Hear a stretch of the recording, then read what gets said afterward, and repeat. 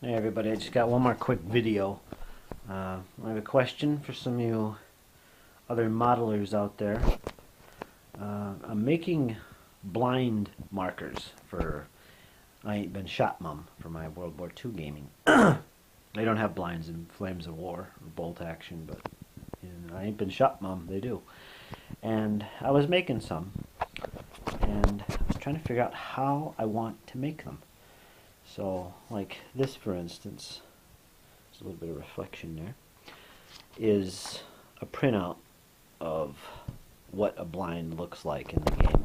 And this is all paper, I just printed it out, but I guess a lot of players will take these and they'll use them as is, or glue it to card, or whatever. But that's what would be moving around the table until it's spotted, you know.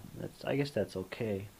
But what I did is I made some bases out of corrugated card, which is what this is, and I spackled the edges to hide the corrugation and to give it some stability. So it looks like that. I guess you could actually put it on there like that if you wanted. But I don't really want to use these. And what I would prefer is something more like a textured base. And something like these.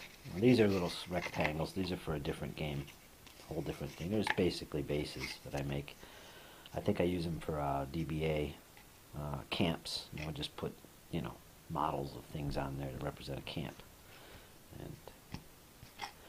But as an example, I was thinking of texturing this, flocking it with something like this, which is static grass, or this, which is flock, whatever. You know, just make it like a base. And what I could do is I'd have a little space in the middle to measure from. The center point of it would be for measuring from. And it would be color-coded. Maybe it would be as big as this dice, maybe. And there would be a symbol in it, like a letter or a number, so that I'd know what it was off table. My opponent wouldn't know what it is. That's what I was thinking of doing. And it would be painted blue or red or whatever for whatever side, so you'd know whose side each blind belongs to. And what I was thinking is keep it like a little base, like that, textured, so I could, if I wanted, put some models on it to represent scouts or whatever, but not actually represent the troops that blind actually represents.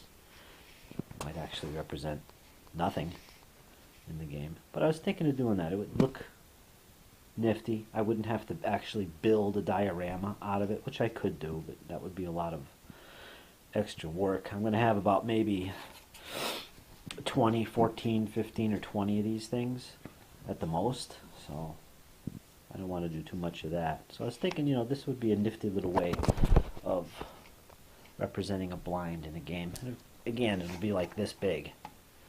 So I don't know what I should do. I don't know if I should use that idea or if there's something else. Like I know one guy that puts little flags in the middle, or paints it a solid color, or you know, I don't know. Or should I flock the entire thing and not leave any spaces here, like a center point that's color coded? Or should I color code the perimeter like a bright red so it's easier to see? Because, you know, these things moving around the board are kind of, you know, when you spot somebody, you gotta, you know, see any part of this. So you don't want it hidden too much. So maybe it should stand out. I don't know. But anyway, if anyone has any ideas on how I could represent these, if I should texture them, flock them, or if I should just use something like this to move around, glue it on top of them, you know, or you know, or just go all out and build dioramas. I don't know. But if anyone's got any ideas, you know, get back to me and let me know. I would love to hear from you. Okay, thanks guys. Thanks a lot. Bye-bye.